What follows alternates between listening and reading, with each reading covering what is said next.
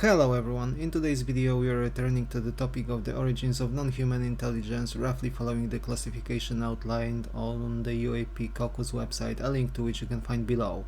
But before that, thank you for your support, leave a comment if the topic is of interest to you, and let's engage in the discussion below.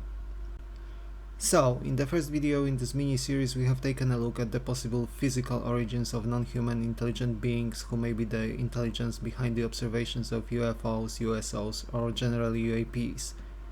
Those who have watched the video may remember that the deeper down the rabbit hole we went, the stranger and more alien and outlandish the potential life forms were. Today we take the strange and weird one step further as we are taking a look at the psychosocial background of the phenomenon. This group includes the hypothesis suggesting that UAP are caused by our own psychology, changes to perception, both individual and collective, and the likes. The first category includes sociological explanations. These include social and cultural factors influencing the UAP sightings.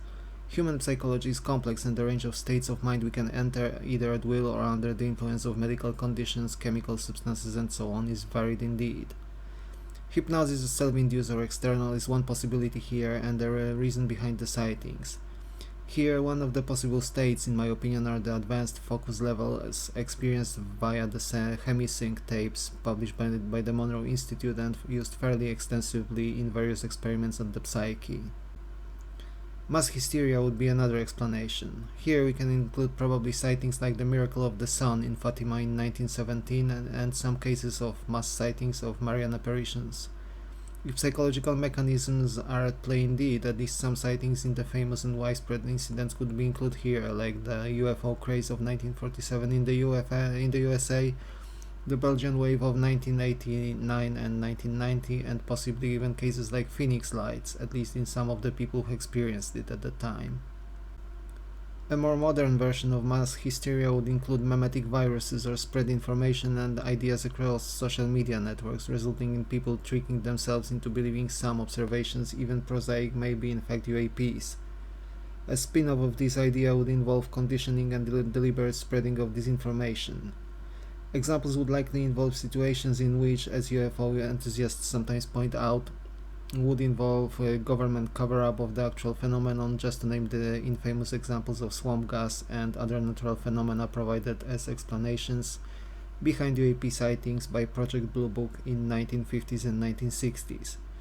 This also includes hoaxes, which are purposefully staged either by official sources with discrediting and spreading disinformation in mind, as well as by private actors, for financial profits, 15 minutes of fame, and similar reasons.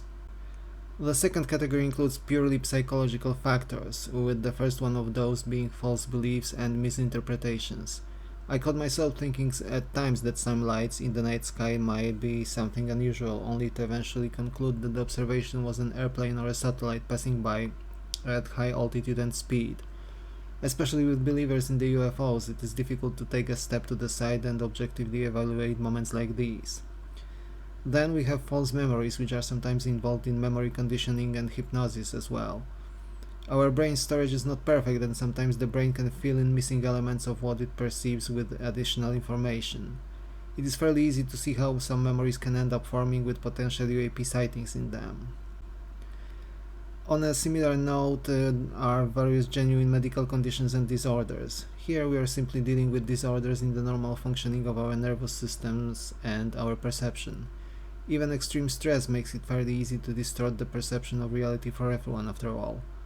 Especially with mental health conditions involving hallucinations and psychotic states, though, observations of unusual phenomena are relatively common compared to the baseline perception most people have at their disposal, and some visitations of a broad range of non-human, even immaterial beings, as well as contact with them, falls into this category.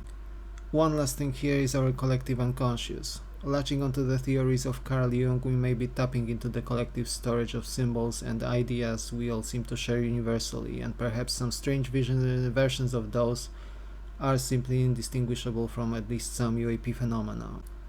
The last big category includes neurological backgrounds of various kinds. The first of those include pharmacological influences and psychedelic substances. With those, it is not uncommon, especially at high doses, to tap into the fabric of reality, tapestry of the universe, and as some people describe it. DMT and natural substances containing it like ayahuasca hold a special place here probably. Many users describe meeting all kinds of non-human entities in the states induced by these substances, from fairies and spirits of nature through mechanical elves to mantids, fairly often mentioned by UFO experiencers. Some novel scientific studies are planned intended to clarify whether it is indeed possible to access parts of reality normally not accessible to our perception while under the influence of such substances. Traumas and pathology are another explanation behind some UAP experiences. With what we have already said today, it is not too difficult to see how some issues like these may generate experiences quite similar to chronic disorders or the influence of chemical substances. An important mention here lies with neurodivergence, especially with the recent indications and hints provided by Lou Elizondo and Dr. Gary Nolan of Stanford University. People with changes in their caudate putamen part of the brain, responsible for intuition and general expanded perception, are most frequently found in people with various kinds of neurodivergence, most prominently with autism and ADHD. Perhaps such minds are better tuned to the perception of UAP phenomena, although despite the observed correlation, the exact mechanism here remains unknown as of now. This also applies to high intuition people and purported clairvoyants. Perhaps a wider study of such people could also indicate whether they fall into the modified caudate putamen theory of the brain, or show that there are other characteristics making people more susceptible to UAP experiences.